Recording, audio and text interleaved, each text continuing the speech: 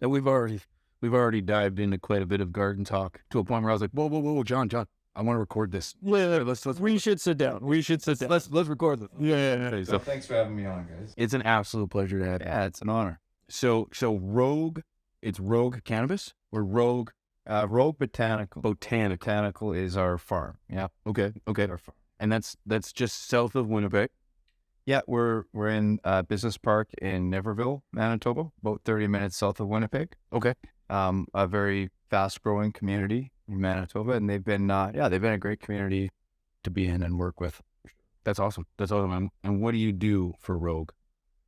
So I'm one of the co-founders and owners, along with Matthew Tkachuk. He's my business partner, and he resides in Niverville. Okay.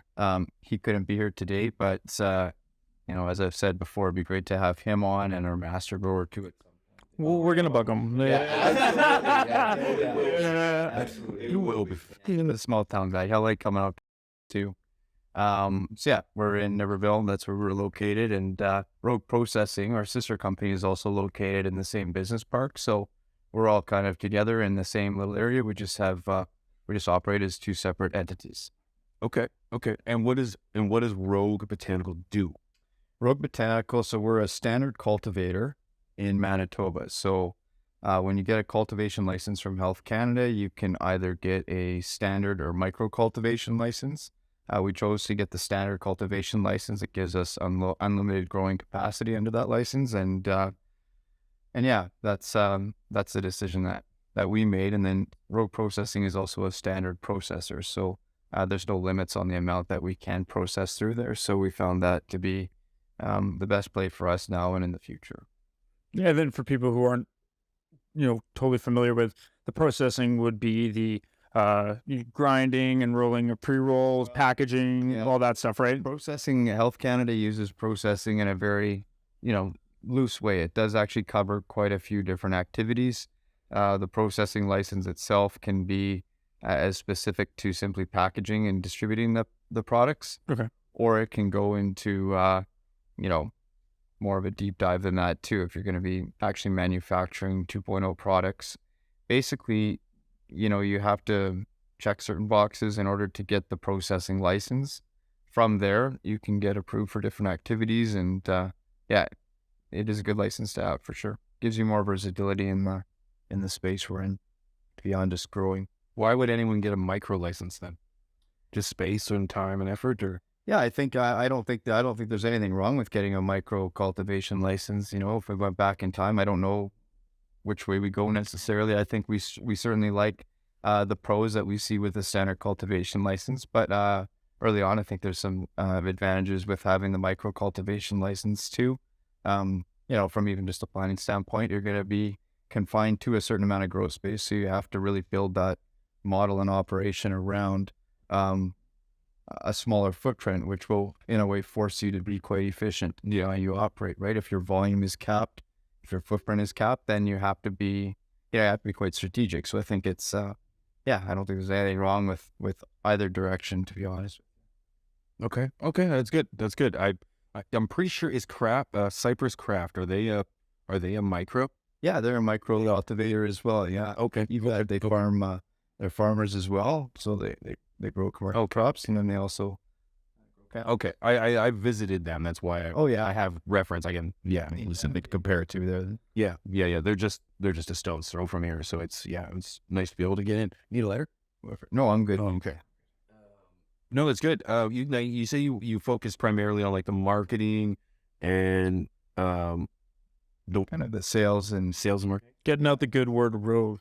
We all kind of do different things throughout our lives. I did quite a bit of sales for different companies over the past 10 years, and it's something that's familiar to me, and I like it. I like actually meeting the customers and spending time with them and coming to bug them, hopefully not when they're busy, but we all do our best. No, it's fun though to meet with the retailers and work closely with them, and I've always enjoyed that part of it, whether it was this or other companies that I worked with. So that's kind of a big part of what I do, and I really want to support the rest of the team around the farm as best I can too. So they've always got a lot going on around there. It's a very busy place, even this time of year, getting ready for our big season. So Well, and that's one of the things that's really unique about you guys is the fact that it's your big season because of your outdoor grow. Yeah, that's right. And so I guess that's the second kind of caveat when you're getting licensed. I mentioned the micro or standard, but you can also get licensed for indoor, outdoor, or both. In the way that we put together our initial infrastructure, we got licensed for both. So we do have a facility so we can grow inside, and we do in the winter, albeit on a smaller footprint. But then we have two 3,500 square foot greenhouses on the site as well, and that's where the majority of the action and production comes from. So, yeah, it's a bit of a different cycle for us, but we are, I don't know if anybody else is, but we are licensed to grow outdoor and under the sun, and we like that. Matt and I are both from grain farms, and that's what we saw growing up. So it's familiar. We know that big ball works pretty good. Yeah, the big reactor in the sky. She does a good job. Yeah. Probably unlikely that it works that good for corn and canola, but that doesn't work well for wheat. Think about it. We do have in Manitoba, we do have a pretty robust hemp production that exists out here. Sorry for articulating that horribly, but I know just everywhere. Actually, I'm surrounded by hemp everywhere I go, and it tends to thrive quite well out here. It does. I can share a little bit about the hemp story, at least Manitoba too. I grew up on a grain farm southwest of Morden. It's called McElroy Seed Farm, and my dad was one of the first people to grow hemp back in the late 90s, early 2000s. And back then it was being grown for fiber more than anything, more than the seed. So you wanted as much stock as you could get. So the varieties were really tall varieties, and it was pretty cool. It was something to see because it was, people weren't really growing corn in our region at that point in time. So it was quite a bit taller than how they grow. So it was a lot of fun though. I got a picture of my grandpa and I standing in front of it, and it's pretty neat to see just how big that plant can be. And we work with it every day now, and we see different varieties and what they can do, and yeah, it's very cool. But yeah, my dad was kind of one of the pioneers on the hemp side, and I think there's other companies in Manitoba too that have a similar story where they were pioneering at the start, or their parents were, and then they've come into it now. So that's kind of neat to come back to it. I've always liked that part of it, that I remember that growing up, and so it's neat to kind of connect that to something we were doing back then. And now, you see the shorter varieties all over the place, right? Because that market shifted to it's more seed, oil. Right. So, right. And it seems to be doing just fine. So it would lead me to believe that the cannabis variety, if you will, the sativa, the THC dominant, would be thriving just as well. Yeah. It doesn't ask for anything different, Yeah, the plant light seed. We hit a lot of heat. Yeah. We do have a good swing in temperature here. Yeah. Yeah.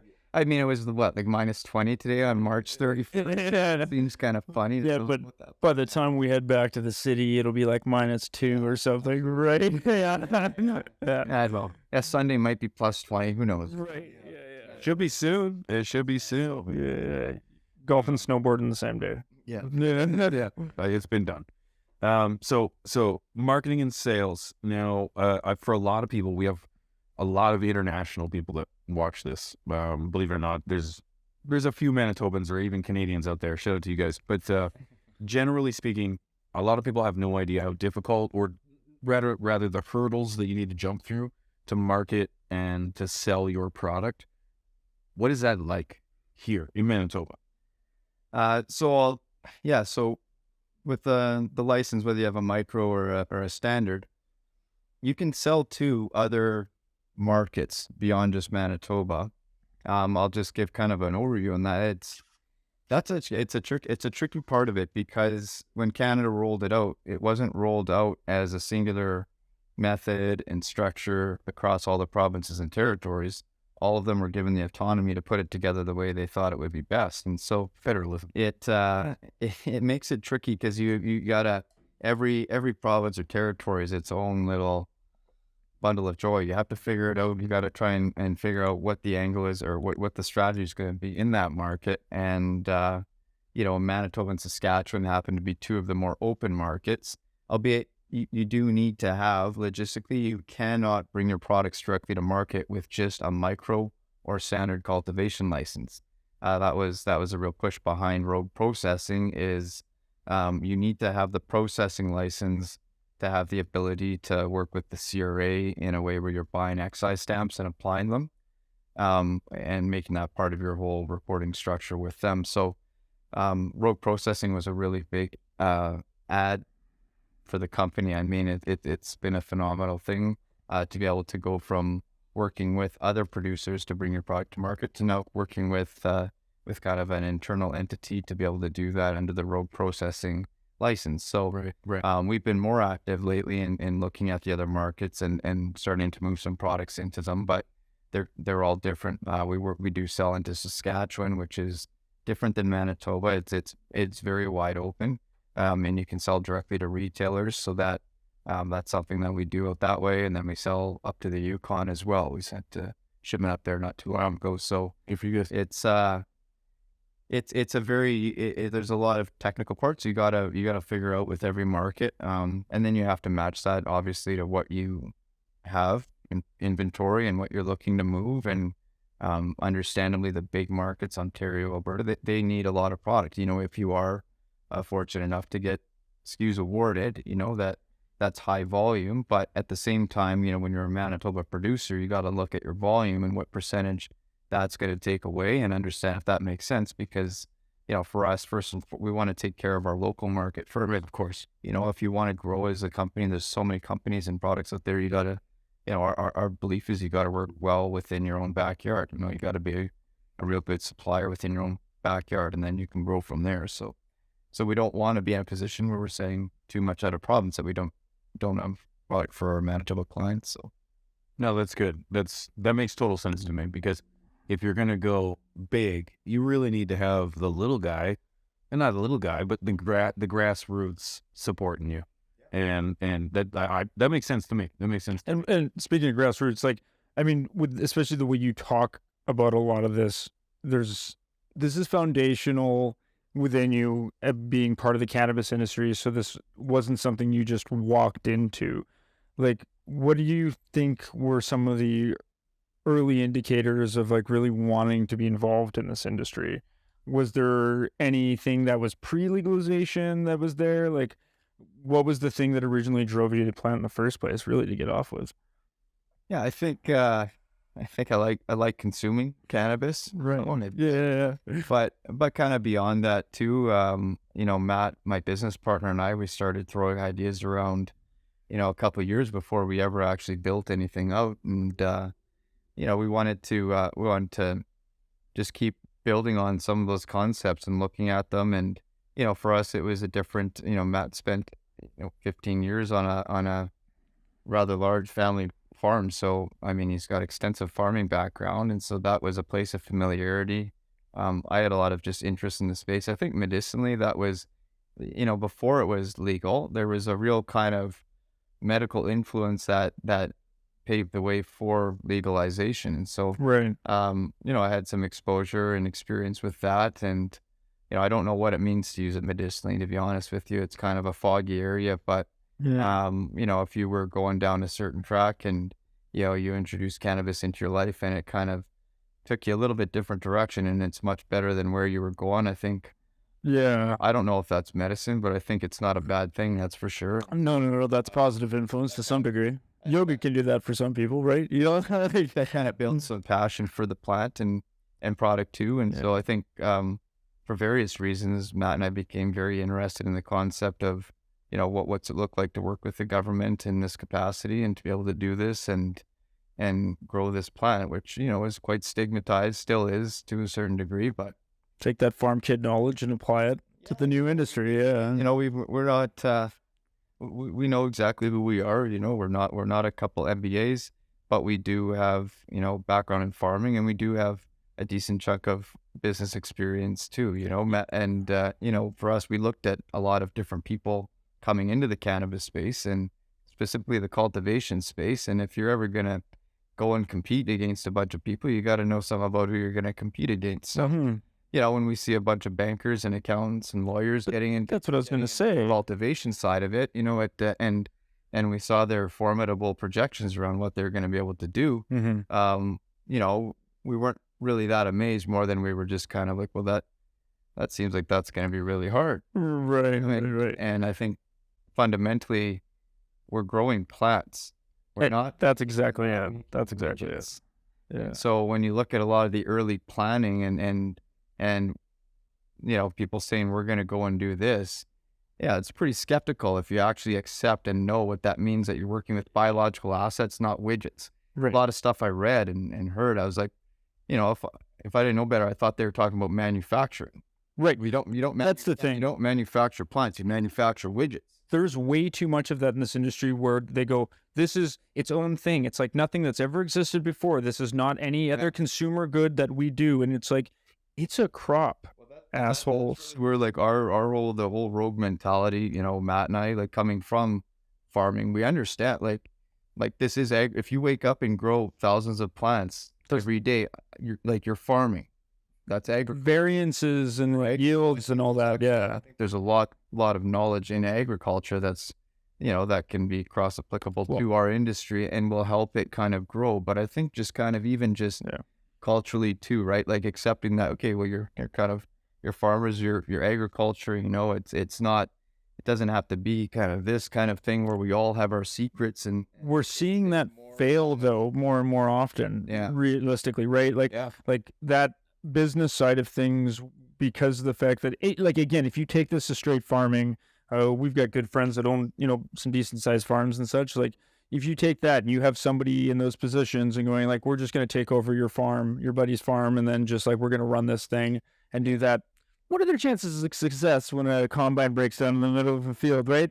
It's just, or when they need help from their neighbor. Or all these other things. That's likely to get that too, because there's a lot of these pieces. No. There's a lot of these pieces that come in together, and because there's so much variance, this is also a crop that there's a ton of variance in comparative to where now in large scale farming, guys are dealing with only a handful of seeds per crop, right? Like there's not as much variance there generally. Yeah. And there's a lot of open support for what those things are and expectations because of how controlled that is. That doesn't really exist in this. Every cultivar is so different. Well, exactly. I mean, kind of back to your core question around kind of the motivation. So it's kind of beautiful, right? We had medical interests.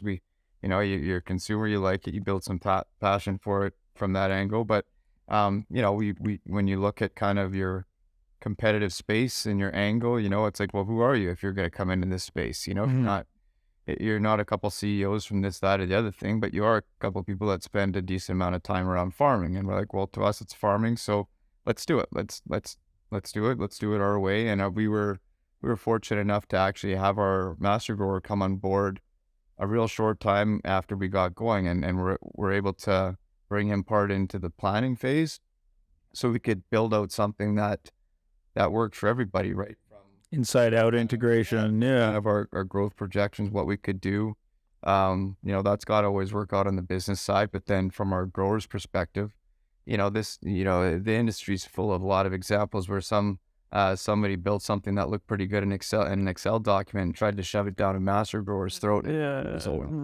So I think you got to that's got to be kind of a two-way communication street where you build that plan with insight from kind of both of those areas, so that you get something that's actually functional and that your grower, can't just execute on, but is very comfortable. You're working within their comfort zone in the way that you're going to grow and operate. And we're very fortunate. Our grower, he can grow under an indoor light bulb. That's no problem. But the much more challenging thing to do is to grow a product that's worthy of a retail shelf space, that's under the sun in greenhouse or outdoor. And he's mastered the art of that. And so that's a real big plus for us, and a rarity in the legal market too. It is. Yeah. I don't think there's a lot that, if you've done 1 or 2 crops outside, that's one thing, but our grower would be the first to tell you it takes 6-7 years of doing it to kind of figure out that game. It's much different and less predictable than it is under a light bulb. So. Yeah. But Instagram tells me that I can do this overnight. Yeah. No, It's very, I think it's oversimplified just a bit. Yeah. But he was great to bring Grant on early and have his insight and experience be part of how we built out Rogue. It just becomes a big part of Rogue too, right? Like that, Grant's a huge part of Rogue, and Well, we would love to have him. Yeah. Show. Yeah. I think he'd be great on your The grower aspect speaks to me because that's my story. That's the portion that I bring to the table. Yeah, that's one of those I just sit here and watch the two of them talk situations. You guys talk about marketing. Just sit here like, okay, I smoke my own supply.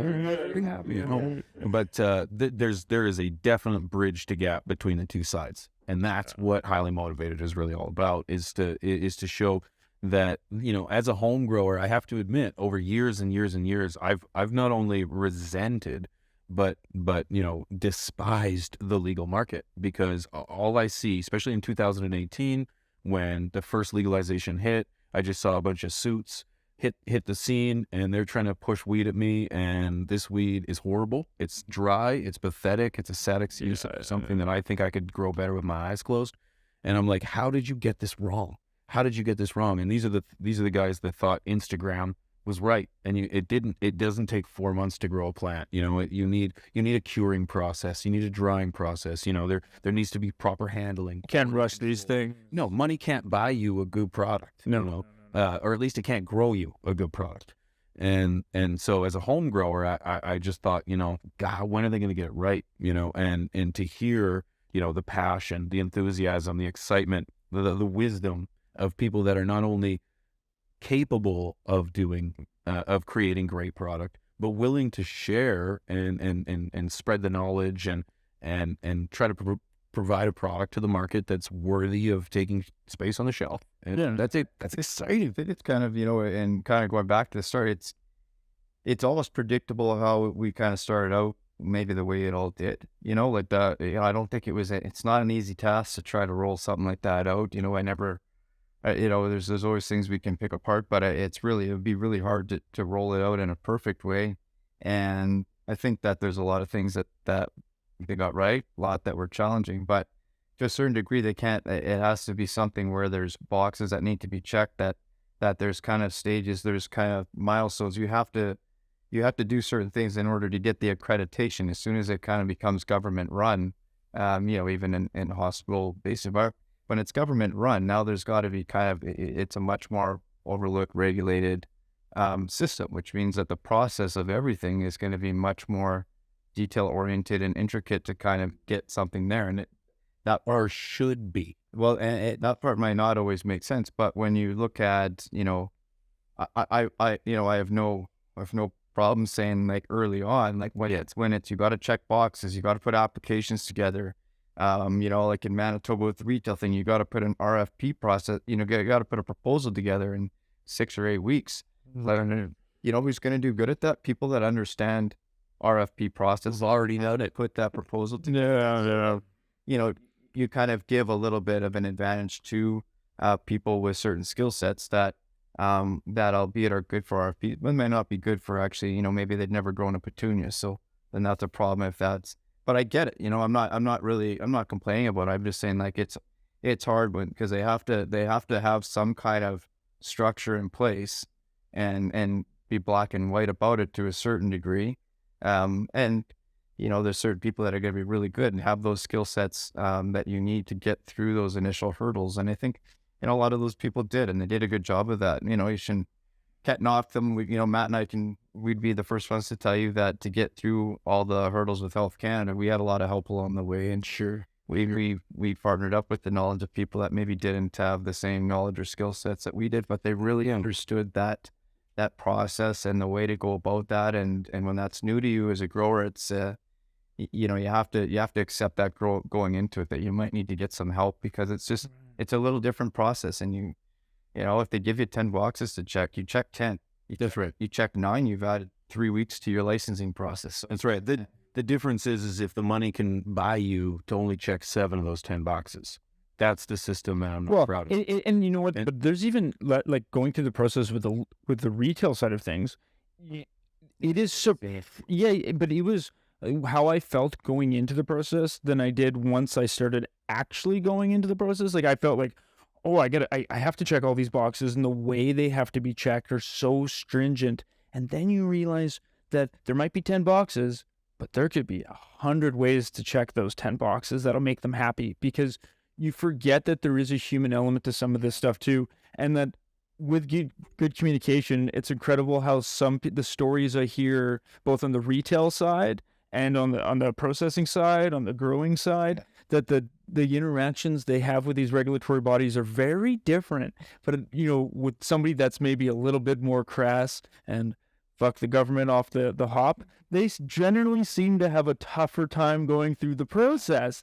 And then when you're just like, oh, okay, yeah, sure, thanks, nice to meet you, and all this other stuff, and they're like, oh, don't worry about that, don't worry about that, don't worry about that, and you're just like, oh, okay, cool, check, check, check. You skipped them because they allowed you to skip them sometimes in the process. So like, there's a lot of ways. There's a big human element here that like gets ignored a lot with the regulatory stuff. I mean, yeah, at the end of The system. if you choose to do it though, if you've made the choice to do it, you have to understand. You can tell yourself, I'm getting a license, or you can tell yourself, I'm formalizing a partnership with the government to be able to do this. And that Do you want to play the game? yeah, one of those two things will kind of make it easier just to kind of do it, because if you get that, you get that, and if you fight that, you'll be fighting it every step of the way. Some of it's just this industry, the baseline. And I mean, I know it happens in a lot of industries, but it's a young industry and there's a lot of us with a lot of passion behind it. But there is a lot of the baseline stuff where people are like, everything has to be changed to accommodate them so that they can measure their success. And instead of like find a way to be successful within the system, and then like you can still do both. You can still push things forward and still find ways to be successful. But if you're waiting for some of that like structural change to happen because you think that that's the thing that's going to carry you over the edge, it's like waiting. I'm going to be happy when this thing happens. Yeah, I mean, I think that it doesn't work. Your retailers or producers, there's always things that you want to, there's changes you'd like to see. And I guess there's a professional way to go about trying to achieve that change. Right. Right. A lot of people in the same space doing the same thing that have the same problems, and you got to participate to do that, though. I think that's my big thing. To kind of come to the government together versus trying to scream by yourself, one-off conversations, and having who's ever receiving that deal with 10 people instead of one group. I think there's different ways that you can try to be effective with that, but it's a patient process. That's the whole thing. This industry is so young. Yeah. What was it, 15 years after Prohibition for it to kind of finally settle out, and that, like that's where we're at. There's so much going on. It's a bloodbath. It's a crazy industry right now, but a lot of it's inevitable. I think the change too. But nonetheless, I'm very thankful to be a part of it this early on. Yeah, you know what I mean? Like to be able to be a part of the changes of the waves of the system as it starts to iron itself out. And we're gonna look back. We're gonna think, there was a time where I couldn't even grow these plants in my own house. Laugh at that. Right. Like just some of the pieces that are still remnant of here, talking about that stuff. Like we don't have everything's not all the way we all like it and everything, but there's a lot about this that allows us to like make our careers within the industry. I mean, there's 3 different places of where we are in the consumer food chain here. And that's what's nice about but like that's what I like about this. People really bitch about a lot of the system stuff, and I'm like, but this is like we're having to play within their structure, but this is a lot of fun. It's a lot of fun, and it's still working. It's working to a degree. We were talking about this a couple of weeks ago. We had Jesse and Tim from Tobin Rolls over, and we were talking about Oklahoma. They had a vote, and they actually voted no for recreational cannabis. And that's I looked at the bill. And there was nothing on there that I'm like there was no smuggling of children. No mass genocide. There was no, massive economic impact that I thought, no mass pop. Do you want tax revenue? Yeah. Now the issue I saw is they wanted 15% in taxes. As a Canadian, I thought, well, hold my beer on 15%. And aside from that, there was nothing. So I much rather have a system that I can etch away at some of those issues, like not being able to grow, only having 10 milligram access, only being able to purchase so much at a time, and these little things, where you can grow, who can grow. I much rather have that system than no system at all. where it's just there's nothing to add your way at. You have no legal standing to grow, possess, consume, market any of this. Yeah. Where it's like, oh, at least they've given me a bubble to play in. It's gonna take for everything to come around, like it's I'll ask you both this question because I've been trying to think of it. Try and think of a non-comedy genre movie or show that featured weed. Right. I can't. I don't do. Unless it's a crime show or something, right? Like, Right. there's Like, it's just like a feature, like some sidetrack on Law and Order SVU or something. yeah. Whatever. Yeah. Like it. What about Alice in Wonderland? That's a different I drug. know you guys talked a lot on your episode. Like, booze is in every genre of movie, TV show. It's romanticized and like Hockey Night in Canada is brought to you by, right? everything you see and do, it's there, right? And so I don't know. I think I don't know. I don't like. I got a little guy. I don't know when if he's our age, if they'll be neutral in that spot or if not. It's because it's nonsensical. Like you have you have liver disease that's induced by drinking alcohol. Like we have diseases named after that, and I don't know any diseases named after weed. I don't know, but Well, in fairness, they did. If you listen to mainstream media, there's CHS or CM, cannabis hypermesis syndrome. Right. And like, I haven't heard of that. It's a main anti-cannabis push thing. Essentially, it's an intoxication of pesticides that people are using on their product. It's not being used properly. People are ingesting it. and certain people have higher reaction to that. That's what I've had an interaction with that recently. Like, not myself, just with like somebody saying that they. I hear it all the time. And I'm like, thousands of people that are. so what is this thing? We're biologically, there's too much variance for there not to be some issue, right? But there's a lot of other things, I think, before we get into like having a reaction to cannabinoids or whatever with it that would cause issues before that gets the case. It's one of those things that I'm not. I was just like, oh, that's interesting, but I'm like, have we eliminated any other suspects before we've just quit this thing entirely? Because there's a lot of variables here. Like if it's black market weed, I would, it's if it has pesticides, then it's pesticides. Right? That's right. That is weed. It is. Our pesticide tolerances are so minimal. Of course, they have to. More minuscule than like anything. Like I'm not just talking weed, I'm talking growth. Now, is that like a regulation, or is that just your guys' standards? No, it's regulation. Regulation. Yeah. Right. No, that, Okay. No, that like kind of the the health and safety standards that are in there to protect a consumer. This is Canada, right? Like, again, I'm not. I know we talk on them a lot, but these are the positives with that. Yeah. And people don't. Again, we're speaking to an international audience. People don't understand. On the block, in Canada. We recall lettuce on a regular basis for like salmonella or stuff, right? Like, there's a lot of regulations in Canada. Then they order black market weed, and like it looks good, feels good. Like I can tell you that, like if something were to ever fail, pesticides or heavy metals or these different categories we have, you won't know from picking it up and looking at it. You'll have no clue. Right. You probably wouldn't even know by smoking it. Those things are being tested at a very minuscule level. So I don't know. It's I think it is good to know that you got something clean. I think that's a good thing. That's a good thing that the industry's brought.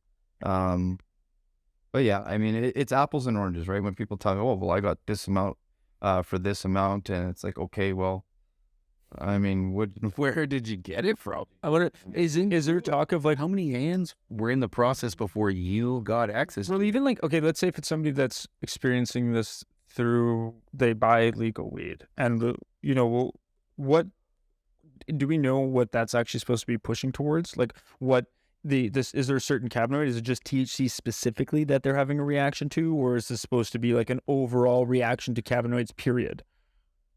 Because it's like, if we have these receptors we keep talking about, and it's like in regards to which the hypermesis syndrome? yes, the word It's actually a toxicity of neem oil. Now I can't remember what's the there's the main. It starts with say again. God, I don't know. It's How about the specific pesticide? that's in neem oil. Pyrethrin. Yeah. No. Pyrethrin might be. I'm familiar with the name pyrethrin, but there's another name, and chat, you'll fill us in on this one. We need a Jamie, Christopher. A young Jamie. Somebody from our group. Yeah, they're screaming at the screen. I should know this. My buddies are screaming. But anyway, I'm the most useless. And at the fact check. welcome to the couch. Yeah. Anyways, it is. It's a specific element in neem oil that is a toxicity to the immune system and the digestive system of human beings. So you're right. It is a specific ingredient, but of course it gets Completely blown out of it's weed and it's bad for you. Yeah, because that was the thing I thought too. Like, I mean, there's certain things like if you're not allergic to milk, you're allergic to lactose. So like there are certain things that you can still consume that don't have that. So I was always like, it seems weird. We can isolate things, we can do all this stuff, and you're just going to like drop this thing completely because of this. Like there's no other method you can do. It seemed like it was such a wide. I don't know enough about it, obviously, but it seemed like such a wide umbrella to cover.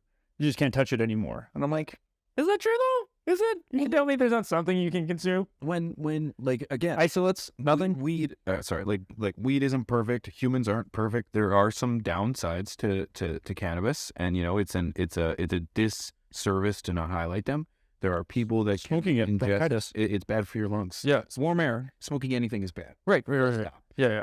Regardless of the benefit that you might be getting to it, there could be a quid pro quo. Maybe the benefit outweighs the risks, but I'm not a doctor, and I would strongly suggest that my doctor would argue that the damage to my lungs far outweighs the benefits of smoking, because I can consume it in a myriad of different ways to get similar effects. I digress. But there's people out there with epileptic predispositions. Right. And so when their body comes into contact with THC, it triggers epileptic incidences, so seizures. But that's something that, like, again, you're talking about. You can point to the specific thing. Yes. So they could use CBN, CBG, CBD. No, that's the whole thing. That's the whole thing that with our we want to understand expected effects and expected or known, I guess it'd have to be through rigorous testing, like medicinal therapeutic applications. I think there's a lot more to the story. Like, in the retail side now, remember it's still all about THC to a certain degree, but now people talk about terpenes a lot. Yeah. Look at the edible market. But I think like we got to come back to like even just with the flower, like we skipped a whole bunch, right? When you talk about THC and then you jump to terpenes, it's almost like we're assuming one of the 90 cannabinoids matters. Right. I don't think that's the case. I think we actually have to start digging down, and if there's 90 cannabinoids that are out there that are known, maybe there's more. I'm not the first to know that, but about 100. But how many of those? Which ones of those in certain values? Like, do some of them have amplifying or dampening effects to the high? Yeah. So maybe they're not CBN. Maybe they're not directly psychoactive, but they open up the pathway to expedite, crossing the blood-brain barrier. I don't know, things like that. Like, yeah, that's CBN is the counteractive to THC. Yeah, and I admittedly I don't know where all the research is at. I just think that like for kind of understanding like the full, I call it like the full spectrum high, right? The entourage effect. You have to factor in the other cannabinoids that are there too, not just THC. Like, and that's kind of what, when I talk to your staff too, like I talk to them about that a little bit, because we exclusively grow and sell land-raised strains, which, in a nutshell, we have our grower and his friends went and found strains growing in other parts of the world. But the way they were growing, like the amount of everything in that strain, the composition, the chemical composition, the flavor profile, that was all created by nature. Yeah. That whole composition was just how Mother Nature created it. And so there's kind of a, there could be a balancing act of that design. I think we got to break them down a little more scientifically, but just from a consumption standpoint, they were all brought back in the early 80s. And, I don't go around saying our weed's better or anything. I just think like old stuff might hit a little different, and that's based on what other people tell me. It's so true. And our grower our grower talks about this a lot too. Get Grant to fill you in on it. We would love to. Some new weed. I love a lot of the new strains of like. There's cool new genetics for sure, high THC ones, but some I don't. I just don't like the high. It's kind of a spike. Yeah. And then a Red Bull crash where I need to go to sleep or have more. Whereas I'd rather have like old people know like the creeper high kind of thing. Yeah. See, now this is where we're talking. This is my bread and butter. Playing terpenes, playing different cannabinoids. This is exactly what I'm doing in the garden. And as a home grower, this is what I love and what I want to hear from the legal market that I was not hearing in 2018, 2019, 2020. It was just because it's like, because when I go into a dispensary and my bud tender doesn't know up from down about the different weed that's on the shelf, that is frustrating to me, because just alone the THC and CBD means absolutely nothing to what that plant or what that high is going to end up hitting you with. Because as you just said, you can have a 30%, show it to me, a 30% THC plant, but get less of a high from something that's going to be saying it's a 21, it could be 15, 17%. You're going to get way more rich because of that entourage effect. There's far less CBN, so then you're not going to be as sleepy, or you're going to be more sleepy depending on what you're ingesting. Maybe that CBD effect is actually hitting against the THC. So this is what, like, when I'm looking for genetics, when I'm looking for that next grow, I'm playing with it, man. When I get in there and I start, oh my God, does that stink? Those are the terpenes. Those are what I'm taking in. I want that smell. I want to know what, early veg, if she's reeking, you can almost guarantee that later in flower, she's going to reek even more. So these are good indications. And again, when I'm very excited because in 2023, we are finally starting to see, and again, I'm from the outside looking in with very heavy skepticism. I see now a blend between the suits, which are definitely needed. You said that we needed to get through regulation. We had to figure out a system. We had to figure out proposals. Yeah. My culture, my community, we're not really that good at that kind of stuff. We can show you how to make it. That's it. We can show you how to make a bong in 3 different ways using a multitude of different things to do it too. But that's the thing. And we can show you how to grow a great plant. But bringing a business to the government or bringing to fruition can be a bit difficult. But in 2018, my community and culture was completely left to the side.